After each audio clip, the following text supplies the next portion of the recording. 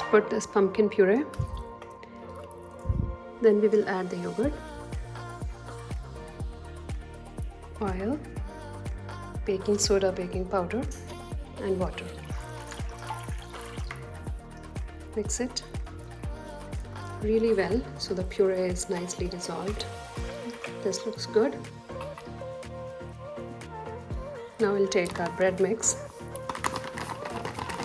Now we just need to fold it into the mixture.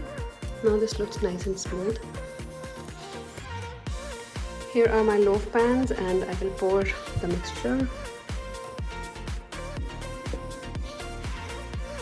So to create a variation to one of the loaves, I am adding these berry mix, the almonds.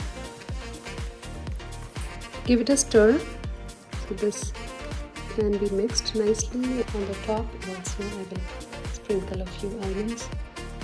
And now it's ready to go into the oven. I have preheated the oven at 350 and let's bake. We'll be baking it for about 50 to 55 minutes or